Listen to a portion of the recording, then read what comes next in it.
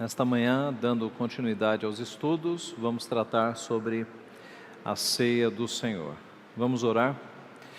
Pai Santo, nós te somos gratos pelo privilégio que temos de ter a Tua Palavra. Pedimos que nos abençoe mais este estudo, para que estejamos submissos à Tua instrução e que a nossa mente, Pai, seja de fato cada vez mais formada como mente de Cristo, que as nossas ideias, os nossos pensamentos estejam totalmente cativos à Tua Palavra. Abençoa as demais classes aqui, que a Tua doutrina, ó Pai, seja proclamada neste tempo todo. É o que nós pedimos e agradecemos, em nome de Jesus. Amém. Eu começo citando 1 Coríntios 10, 16. Porventura o cálice da bênção que abençoamos não é a comunhão do sangue de Cristo? O pão que partimos não é a comunhão do corpo de Cristo? Este versículo é importante e nós vamos citá-lo mais algumas vezes e explicá-lo depois. Eu começo definindo então a ceia do Senhor. Eu tenho uma limitação nesse estudo, que é muito assunto para pouco tempo. Me ocorreu que nós poderíamos ter um estudo sobre este assunto apenas com o que está na Confissão de Fé de Westminster. Então daria para ter 2 aulas aqui com tranquilidade. Eu tive que fazer escolhas e resumir bastante o conteúdo para caber em uma aula, mas eu tentei dar uma visão bastante ampla deste assunto, tá? Eu começo então, como definição, citando o breve catecismo. Ceia do Senhor é o sacramento no qual, dando-se e recebendo-se pão e vinho, conforme a instituição de Cristo, anuncia-se a sua morte, e aqueles que participam dignamente, não de maneira temporal e carnal, tornam-se participantes do corpo e do sangue, com todas as suas bênçãos, para o seu alimento espiritual e crescimento em graça. Então, aqui pela definição, nós já podemos perceber que a ceia não é apenas um rito em memória do que Cristo fez, é mais do que isso, é uma participação nas bênçãos, é uma participação sobrenatural no corpo e no sangue de Cristo, com as bênçãos advindas desta comunhão, desta participação. Historicamente eu explico que assim como a Páscoa representava no Antigo Testamento a libertação dos judeus do cativeiro egípcio, a Santa Ceia no Novo Testamento simboliza a nossa libertação do poder do pecado mediante o sacrifício de Cristo. Você se lembra que foi numa Páscoa judaica que Cristo instituiu a ceia. A mesa estava cheia de elementos da Páscoa judaica, a saber, ervas amargas, pão sem fermento, carne de cordeiro, água, vinho.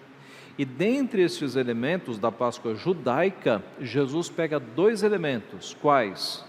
O pão e o vinho. E ele institui a nova Páscoa, a nova ceia, com estes 2 elementos.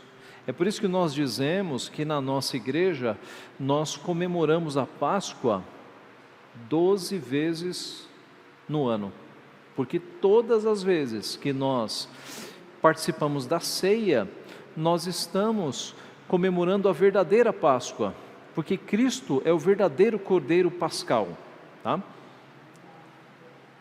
Aqui um texto de João Calvino, bastante explicativo, e eu fiz uns destaques em vermelho, mas não sei se vocês conseguem perceber aí. Calvino diz assim lá nas Institutas: somos conduzidos das coisas corpóreas que se apresentam no sacramento por meio de certa analogia às coisas espirituais. Assim como o pão nos é dado como símbolo do corpo de Cristo, imediatamente se deve imaginar esta similitude, esta semelhança. Como o pão nutre, sustenta, conserva a vida de nosso corpo, assim é o corpo de Cristo. Assim o corpo de Cristo é o alimento único para revigorar e vivificar a alma. quando vemos o vinho proposto como símbolo do sangue, deve-se ter em mente quais benefícios o vinho traz ao corpo, para que reflitamos que os mesmos nos são espiritualmente conferidos pelo sangue de Cristo, a saber, alimentar, restaurar, fortalecer, alegrar. Ora, se ponderarmos bem qual o proveito que nos conferiu a entrega deste corpo sacrossanto, qual a efusão do sangue, certamente haveremos de perceber, não obscuramente, que segundo analogia desse gênero, estes atributos do pão e do vinho se harmonizam perfeitamente com o que temos afirmado. Vamos falar sobre os elementos então. Nós devemos participar dos dois elementos, a saber, do pão e do vinho. É sabido, e talvez você tenha vindo do catolicismo romano, de que numa missa apenas os padres participam do vinho, não é? O vinho não é oferecido aos fiéis. Os fiéis participam apenas do que é chamado a hóstia, que é ali algo que não se deve morder, e a gente vai chegar nesse ponto, né, da doutrina católica. Mas veja o que a Bíblia nos fala sobre os elementos. Mateus 26, 26 e 27. Enquanto comiam, tomou Jesus um pão e, abençoando-o, partiu e o deu aos discípulos, dizendo: tomai e comei, isto é o meu corpo. A seguir tomou um cálice, tendo dado graças, o deu aos discípulos, dizendo: bebei dele todos. Então, Cristo instituiu a ceia, dizendo que tanto o pão quanto o vinho deveriam ser distribuídos a todos. No decorrer dos séculos foi que o romanismo criou essa separação, né? Reservando apenas o vinho, ou reservando o vinho apenas para os sacerdotes. O corpo e o sangue de Cristo estão presentes à fé do comungante, tão verdadeiramente como os elementos pão e vinho estão presentes aos sentidos. Por isto, Cristo diz: isto é o meu corpo. A expressão isto é o meu corpo, ela foi alvo de muitas discussões no decorrer dos séculos. Nós vamos tratar então sobre o que significa isso. O que significa isto é o meu corpo? Ou em outras palavras, qual é o significado da presença de Cristo na ceia? E aí nós vamos ter basicamente 4 posições. A posição católica, chamada transubstanciação, a posição luterana, chamada consubstanciação, a posição zwingliana, chamada memorial, e a posição presbiteriana ou reformada, que é a presença espiritual. Tá? Eu vou explicar as 4. Vamos lá. A primeira posição, que é a da Igreja Católica Apostólica Romana, é a transubstanciação. O que é isso? Substanciação, quer dizer, o trans é de transformação, é a transformação da substância do elemento. Observe,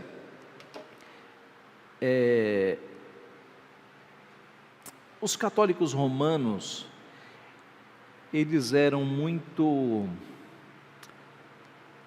estou escolhendo as palavras aqui, eu vou usar enganadores mesmo, tá? Porque eles dizem: o pão se transforma em carne, tá? O pão se transforma em corpo de Cristo. Mas você olha para a hóstia e ela continua parecendo hóstia, né? Aí eles vão dizer: não é a transformação de tudo, é a transformação da substância que você não consegue enxergar, tá? Então, essa é a questão, né? E aí o povo, agora sim, né? Porque a hóstia continua lá, não parece com carne, né? Continua, não, mas é a substância que foi transformada, que você não vê, tá? A visão católica romana, aprovada no 4º Concílio de Latrão, em 1215, de que o pão e o vinho têm a substância transformada em corpo e sangue de Cristo a partir da consagração do sacerdote. Então o sacerdote, ele pega a hóstia, fala algumas palavras em latim, o trigo se transforma em carne, e aí ocorre a transformação, você não vê nada, porque ocorre a transformação da substância do elemento. O pão e o vinho não são mais pão e vinho, embora pareçam ser. Os reformadores se colocaram contra esta doutrina pela implicação de que a cada missa o sacrifício da cruz é repetido, renovado ou reapresentado de um modo que elimina a sua suficiência. Note, se Cristo a cada missa tem que morrer, porque é isso que acontece, ocorre um sacrifício a cada missa, Cristo é sacrificado a cada missa, então o sacrifício na cruz do Calvário não valeu para nada. Que sacrifício é esse? Que a cada missa tem que ser feito novamente, né? É por isso que o centro de uma construção católica é o altar. Altar, no Antigo Testamento, é onde se matam os animais. Nós não temos mais altar na Nova Aliança, porque Cristo foi o último sacrifício. Por isso que não há mais altar, né?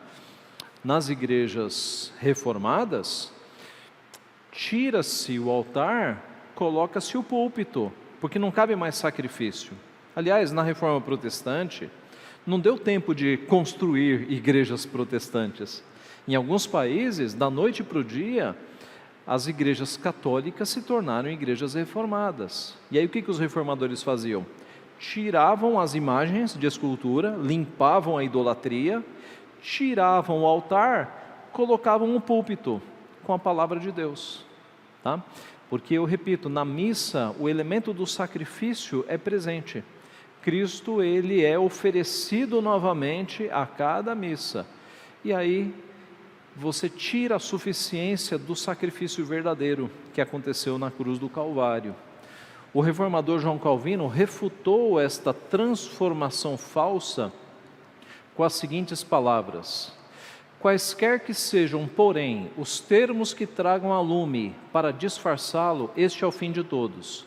Mediante a consagração, o que antes era pão faz-se Cristo, de sorte que a seguir, sob essa experiência do pão, Cristo está oculto.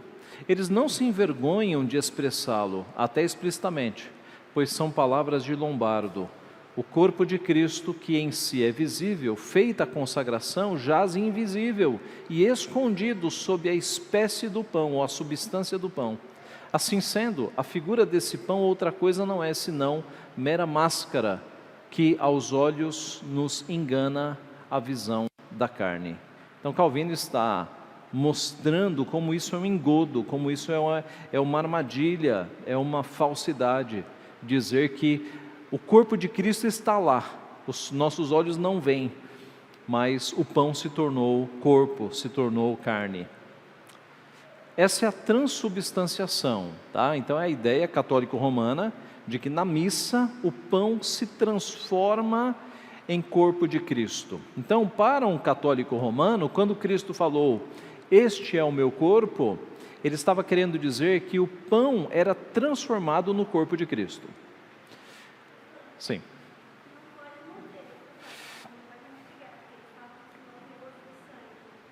Eu já ouvi isso várias vezes, né? A Denise está lembrando aqui da observação de alguns padres de que você não pode morder a hóstia, porque senão tem gosto de sangue, alguma coisa assim, né? Eu já ouvi isso de fato várias vezes. É o engano que eles praticam. A consubstanciação. Então, aqui é uma doutrina, é a posição luterana, tá? Junto, substanciação, substância. Então a ideia é de que Cristo está junto à substância do elemento. Na visão luterana, a posição que afirmava a presença física do corpo e do sangue de Cristo juntos com o pão e o vinho. Então na posição luterana não há uma transformação, mas eles dizem que existe a presença física de Cristo na ceia. E aí a pergunta imediata é, como assim? Cristo está fisicamente no céu, porque Cristo tem corpo, um corpo ressurreto. Cristo é onipresente pelo seu Espírito, mas o seu corpo ainda é um corpo glorificado, mas ainda é um corpo humano. Cristo continua sendo homem e Deus ao mesmo tempo. Mas o luterano vai dizer o seguinte, de uma forma que nós não entendemos, na ceia, isso é doutrina luterana, O corpo de Cristo está presente nos elementos. O corpo de Cristo está aqui e está lá ao mesmo tempo. Então, digamos, formalizar esta doutrina, eles criaram o termo ubiquidade. É a ideia de que Cristo está presente aqui fisicamente e está presente lá fisicamente também. Tá? Seria a onipresença física de Cristo. É a doutrina luterana. Nós não cremos assim. Nós cremos numa presença espiritual, não numa presença física. Então, os luteranos, eles não chegaram ao ponto de, como os católicos, falarem uma transformação do pão para o corpo, mas eles afirmaram, como os católicos, uma presença física, uma presença real física, tá? Então, para os luteranos, a doutrina ensina que o corpo e o sangue de Cristo estão presentes em, com e sob a forma de pão e vinho, que em si mesmos permanecem sendo pão e vinho. Então não há uma transformação, o pão é pão, o vinho é vinho, mas Cristo está fisicamente presente nos elementos. Tá? Este é o erro luterano. Igrejas ortodoxas orientais e algumas igrejas anglicanas têm crença semelhante. A doutrina defendida por Zwinglio. Zwinglio foi um reformador e, na visão dele, a ceia ela não tinha a presença de Cristo, era apenas um memorial. Tá? Então, memorial, na ceia nenhuma graça é comunicada, é apenas um memorial.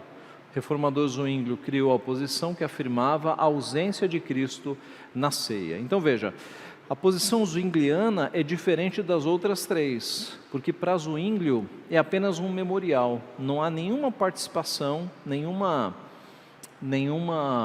presença do corpo de Cristo. Veja, Cristo disse na instituição, fazer isto em memória de mim. Há uma memória, é óbvio, mas na posição de Zwinglio é apenas memória, não há participação nenhuma, não é meio de graça. O pastor Ronald Hanko, um holandês, ele diz assim: embora evitasse claramente os erros do romanismo e luteranismo, todavia essa visão não é bíblica, como veremos, e não explica o porquê a ceia do Senhor deve ser tratada com cuidado. Se a ceia é apenas uma lembrança, não há nenhuma necessidade de autoexame e medo de condenação. Tá? Então, na opinião, a visão do pastor Ronald Hanko, né, é de que se é um memorial, você esvazia todas aquelas advertências que nós temos em 1 Coríntios sobre o examine-se, pois, o homem, eis a razão porque há entre vós fracos e doentes. Se fosse apenas um memorial, você não teria tantas advertências mostrando o erro de uma participação indigna da ceia. Eu vou aprofundar um pouco mais nisso. A visão reformada da ceia do Senhor é que Cristo está realmente presente, mas espiritualmente, não fisicamente. Ele está, em outras palavras, presentes à fé do povo de Deus e tem comunhão com eles, alimentando-os consigo mesmo através da fé. Ele usa o pão e o vinho para dirigir a fé deles em direção a Ele. Então, a posição que a igreja presbiteriana e as igrejas reformadas adotam não é de presença física, mas é de presença espiritual. Tá? E é, de fato, não apenas um memorial, mas um meio de graça que alimenta os fiéis. Eu trago aqui 5 argumentos sobre isto. Primeiro, pão e cálice são o corpo e o sangue de Cristo. Não se trata de transformação de elemento, porque Cristo toma o pão e o chama corpo. Tá? Veja, na instituição da ceia, Cristo não fez nenhuma transformação, como acontece na missa. Na missa, o padre fala palavras não aos fiéis, fala palavras ao elemento. O trigo se torne corpo. De onde eles inventaram isso? Porque na instituição da ceia, Cristo falou as palavras aos discípulos, tomou o pão e tendo dado aos discípulos, disse: tomai e comei, isto é o meu corpo. Não acontece uma transformação ali, tá? Então, é pão e é corpo, mas sem transformação. Não se trata de transformação. Não se trata de presença física, porque o pão ainda é pão. Cristo chama, e Calvino trabalha esse argumento no livro 4 das Institutas. Cristo chama o pão de pão, e ele diz, este é o meu corpo. Veja, quando Cristo diz que ele é a porta, significa que ele se transforma em madeira? Esse é um argumento de Calvino. É uma figura de linguagem, tá? Então, quando Cristo diz que ele é o pão, e ele dissera isso em outros textos, eu sou o pão da vida, né?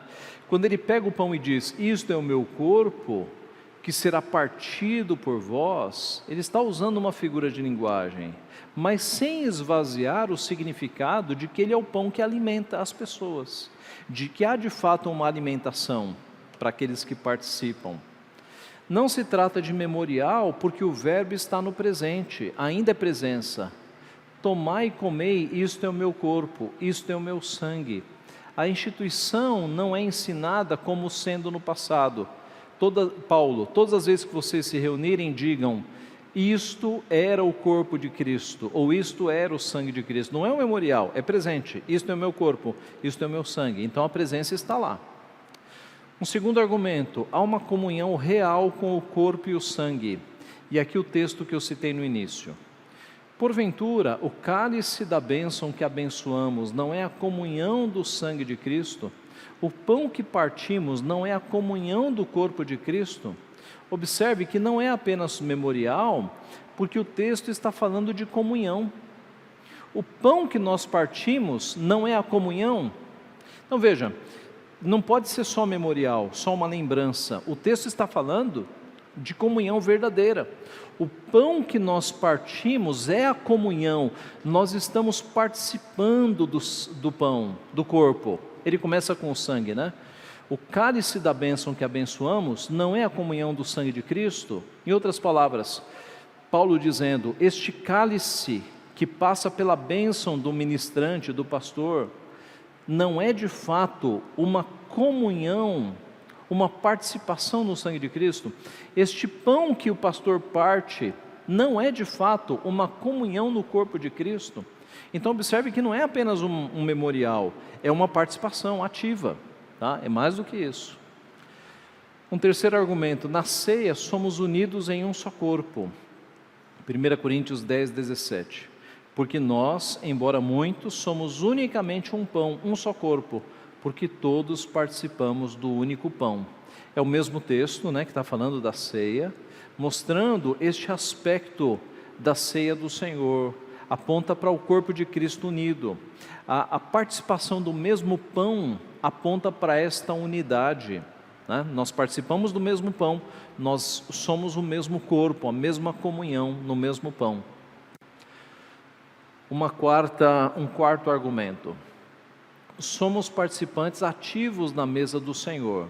No mesmo texto de 1 Coríntios 10, ele repreende aqueles que estavam participando de mesas, de comidas oferecidas a ídolos. E ele diz assim, não podeis beber o cálice do Senhor e o cálice dos demônios. Não podeis ser participantes da mesa do Senhor e da mesa dos demônios. Então observe, quando nós participamos da mesa, nós estamos de fato participando de algo espiritual, porque a repreensão é que nós não podemos participar de mesas devotadas a demônios. Então veja, não é uma coisa neutra, não é apenas uma memória de algo que aconteceu, é uma participação efetiva.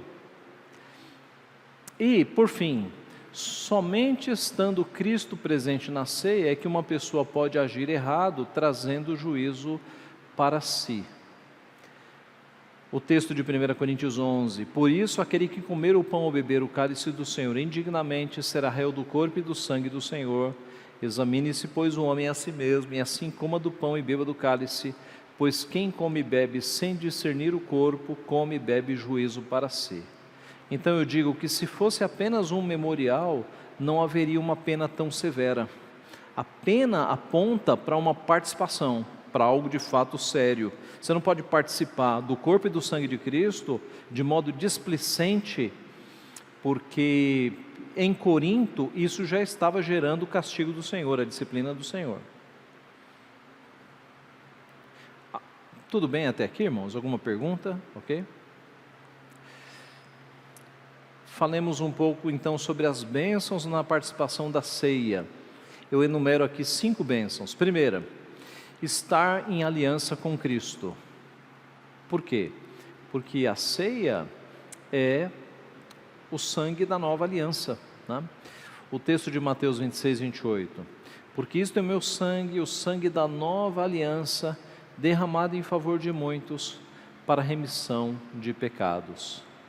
Então, a semelhança do que acontecia no Antigo Testamento, quando o povo renovava a sua aliança com Deus, no momento em que nós participamos da ceia, nós estamos mostrando que nós estamos em uma aliança com Cristo, uma aliança de sangue, né? Não é mais o sangue de animal, nem o nosso sangue, é o sangue de Cristo, vertido na cruz do Calvário, e o vinho aponta para esse sangue, tá? Então, é por isso que só podem participar da ceia aqueles que passaram pelo batismo, aqueles que já se comprometeram com Deus nas promessas do batismo. É por isso que a gente não abre a ceia para qualquer pessoa, né? Você tem que ser crente, você tem que ser batizado. Pode ser de uma outra igreja? Pode, mas desde que seja uma igreja séria, desde que você esteja correto naquela igreja, né? Mas observe que é de fato uma reunião, é um sacramento que é muito sério, que é próprio apenas daqueles que já se comprometeram com Cristo. Os historiadores falam de classes de catecúmenos na igreja primitiva, depois do período bíblico, de 2 anos, em que durante 2 anos os novos convertidos eram preparados para participarem da ceia, tá? Porque é muito sério, especialmente naquele período de perseguição, né? Você imagine você receber rapidamente alguém na igreja, para quando perseguido ele negar a fé. Então por isso que o catecúmenos durava tanto tempo lá, para que as pessoas, quando entrassem na igreja, se tornassem membros da igreja, fossem pessoas de fato firmes. Um segundo benefício da participação na ceia: participar do corpo e do sangue de Cristo. Porventura o cálice da bênção que abençoamos não é a comunhão do sangue de Cristo?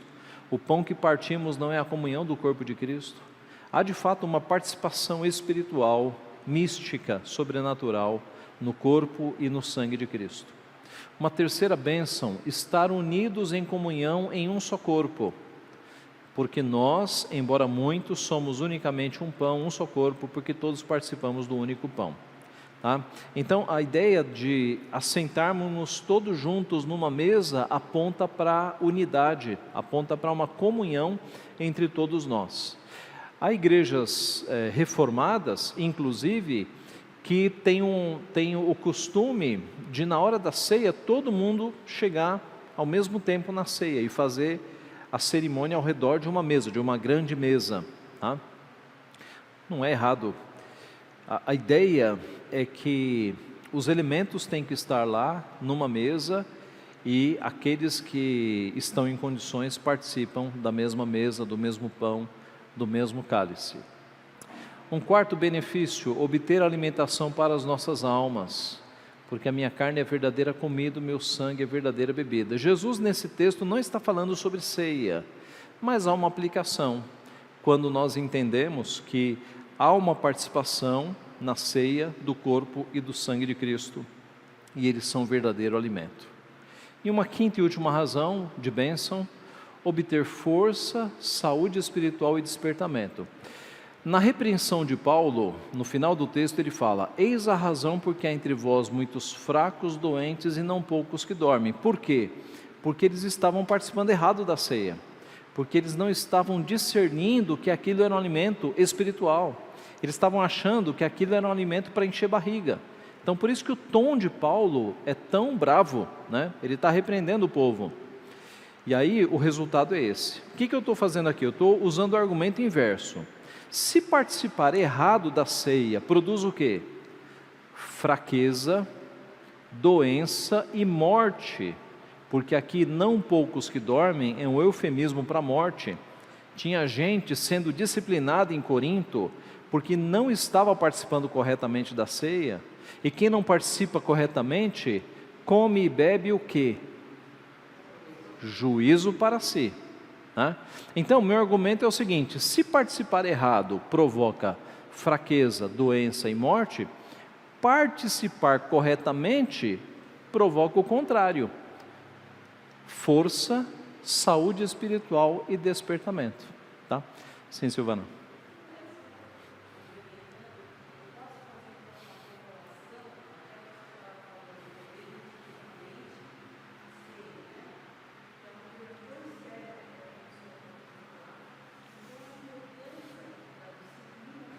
Sim, sim, sim, sim, sim. Sim, essa é uma boa pergunta. Silvana está falando da relação entre disciplina e ceia, né? Veja, biblicamente nós temos 3 formas de disciplina: a exortação, que é uma disciplina verbal, o afastamento do sacramento e a expulsão, né? A excomunhão, né? Exclusão.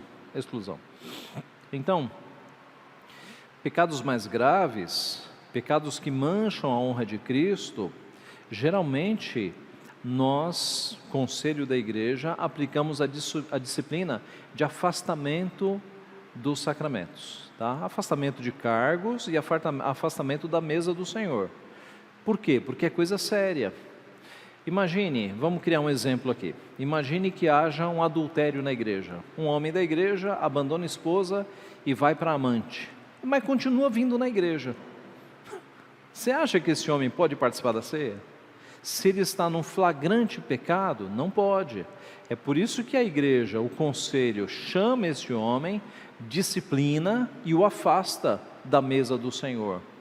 Porque a mesa do Senhor, a ceia, é lugar daqueles que estão em plena comunhão com Cristo. E um adúltero não pode estar em plena comunhão com Cristo.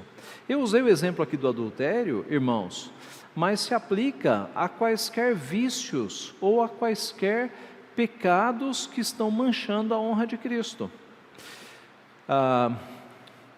Vocês se lembram do reverendo Everton Tocachique? O reverendo Everton pastoreou uma igreja, e um presbítero da igreja, envolvido com partidos comunistas, se envolveu numa corrupção e foi pego pela Polícia Federal.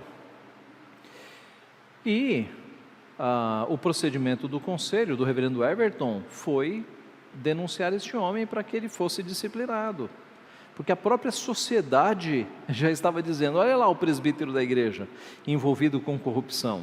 Percebe? Então, a Bíblia diz: a disciplina começa na casa do Senhor, a disciplina tem que começar aqui. Se um de nós está manchando o Evangelho, o conselho da igreja tem que ser o primeiro a chamar a pessoa e falar: olha, enquanto você não se arrepender, enquanto você não mudar de vida, enquanto você não voltar para sua esposa, enquanto você não devolver o dinheiro e pagar as penas da justiça, você está afastado da comunhão.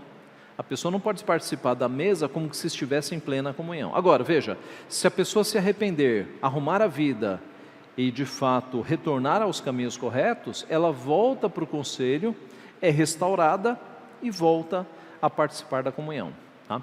Mas a disciplina é importantíssima, para que você não tenha a presença de pessoas que não podem participar da mesa, participando da mesa, tá? Muito bem.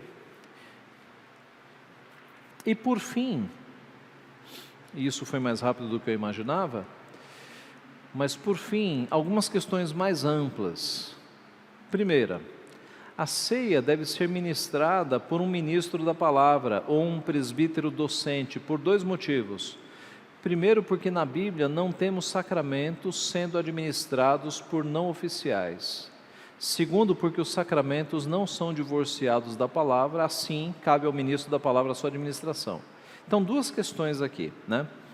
É relativamente popular no meio evangélico a pregação de alguns pastores de que todo crente pode batizar e todo crente pode servir a ceia.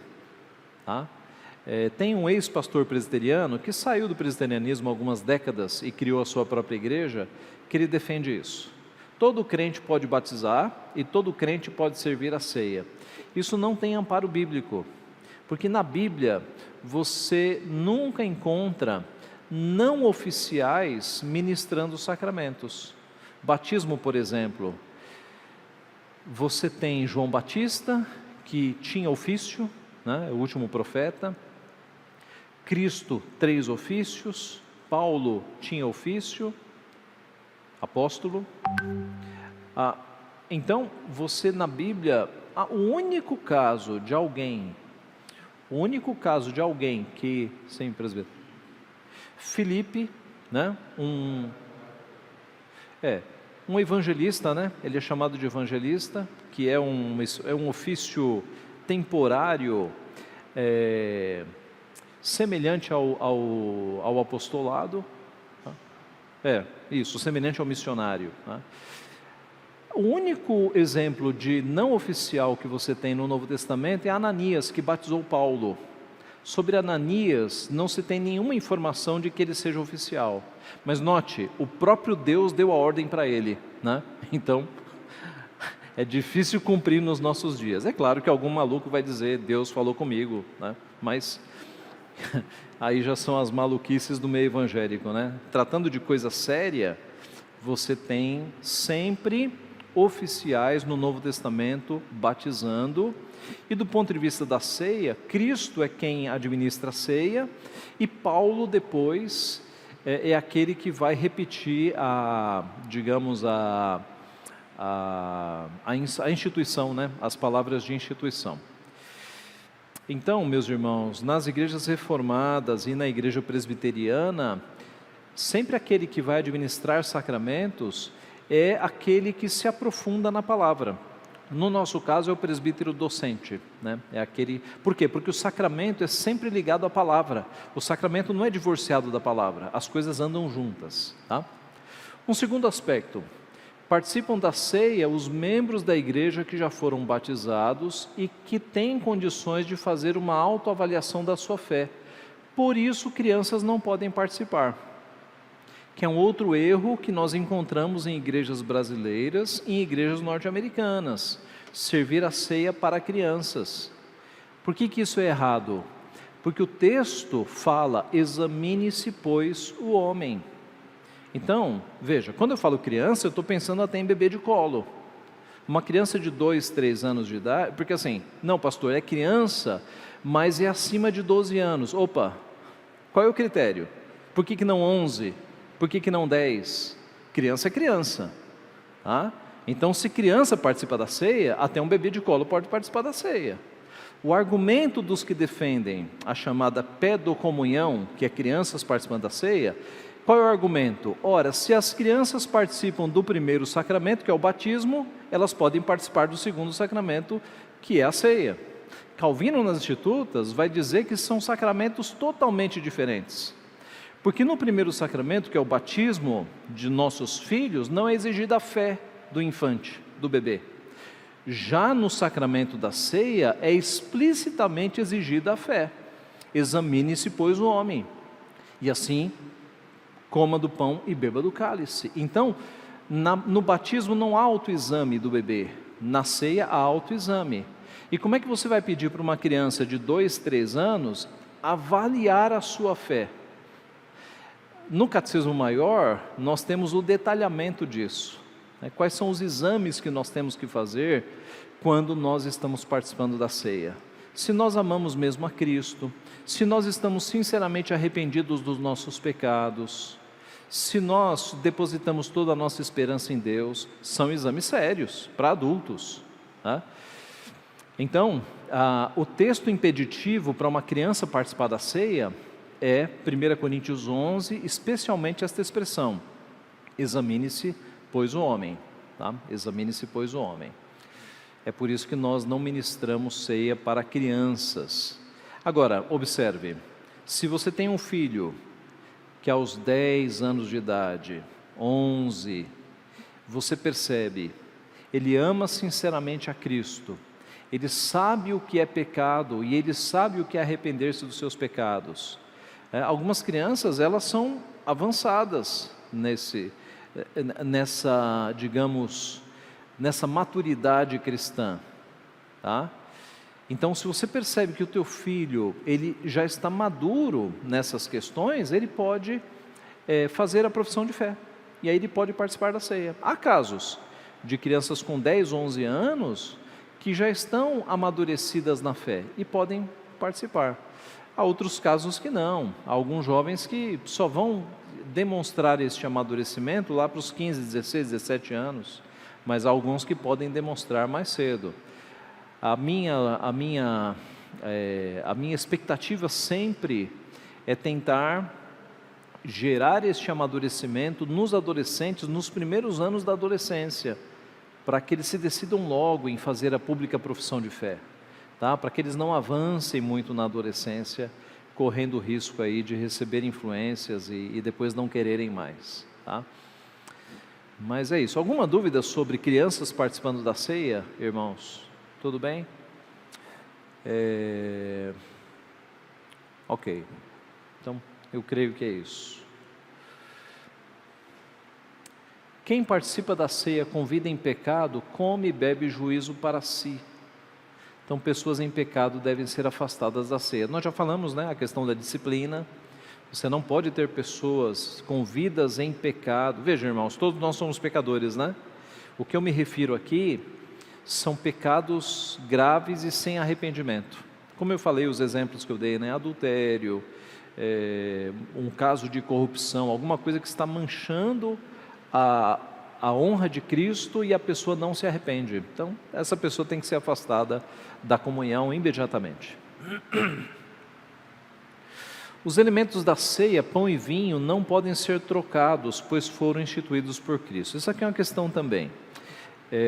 Michael Horton, no seu livro, eu acho que é no livro chamado Creio, ele fala de igrejas num estado lá dos Estados Unidos que trocaram o pão e o vinho por refrigerante e batata chips. Igrejas assim de jovens, sabe?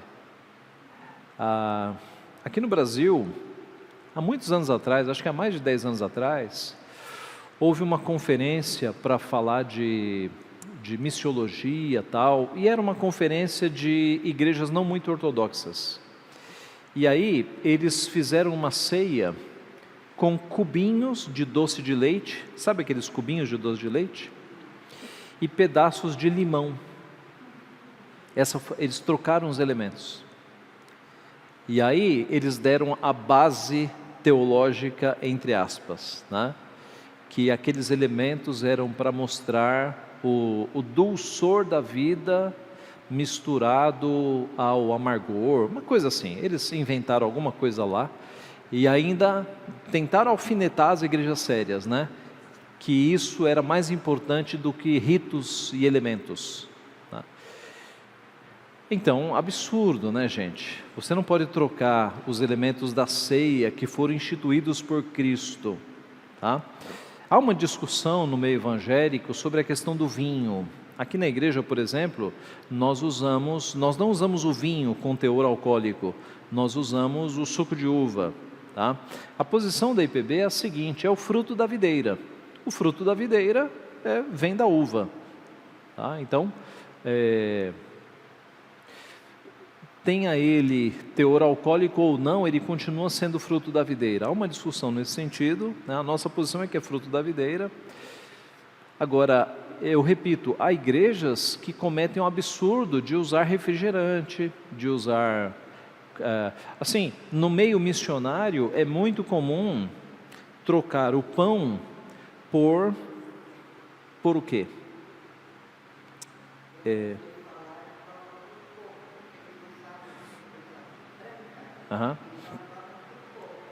Por coco.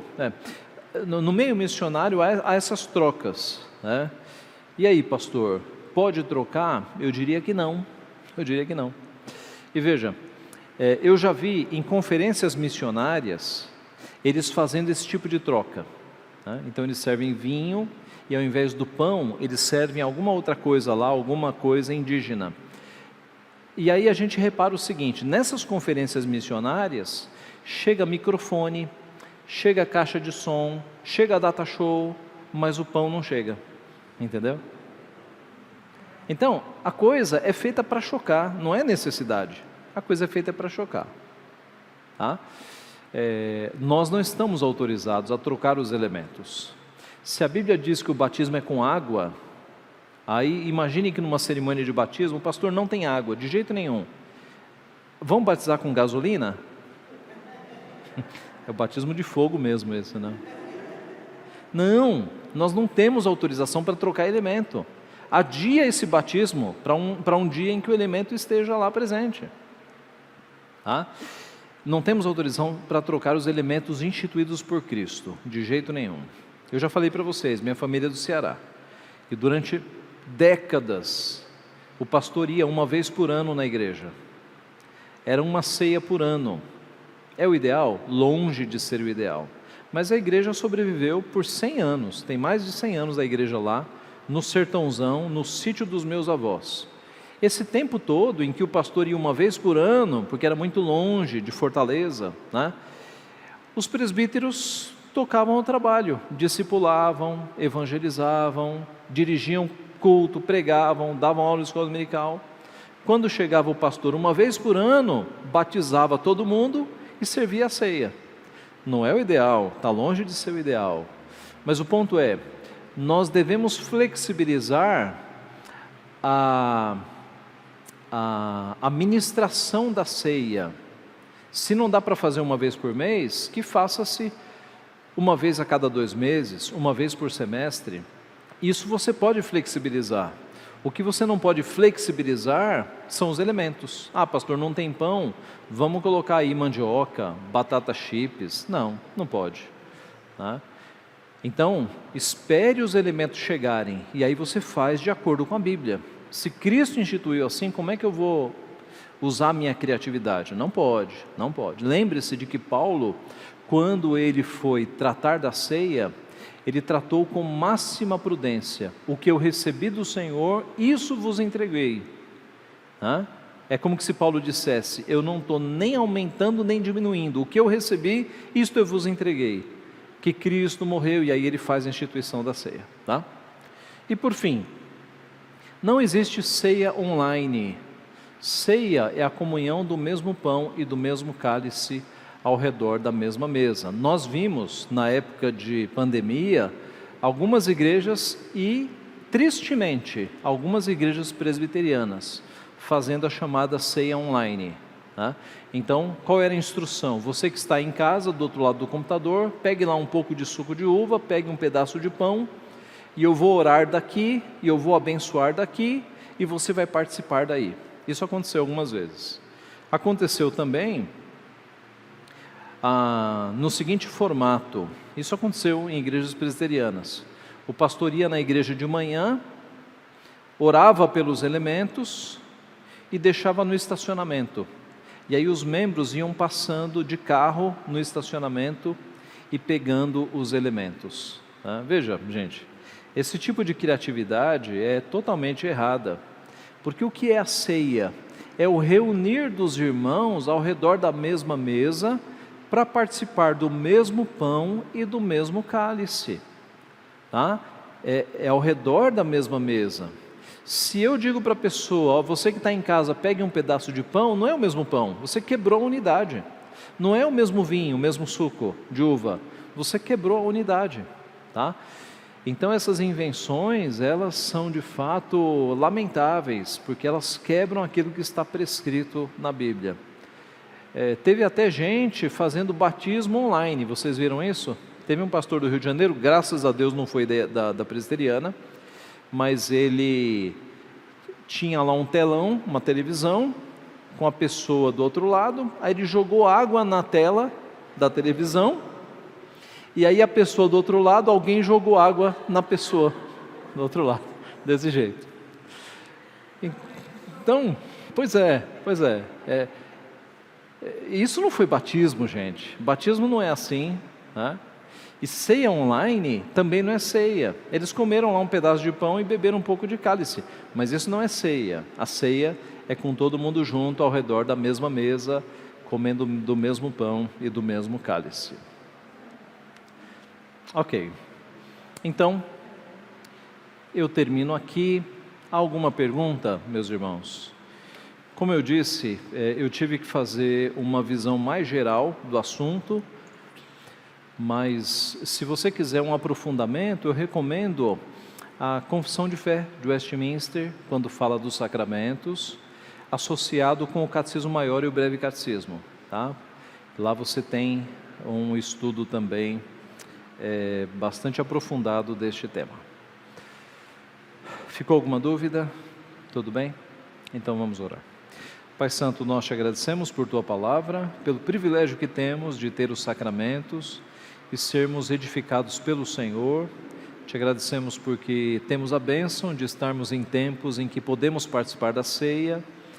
E te louvamos, Pai, porque Cristo morreu na cruz do Calvário, verteu o seu sangue, ofereceu o próprio corpo para que pelas suas pisaduras nós fôssemos sarados. Ajuda-nos então a participarmos de tudo que o Senhor tem disposto para o benefício das nossas almas, para o fortalecimento do nosso espírito.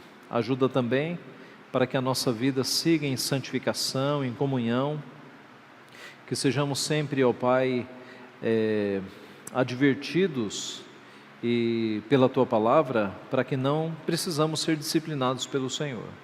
O que nós pedimos e agradecemos, em nome de Jesus, amém.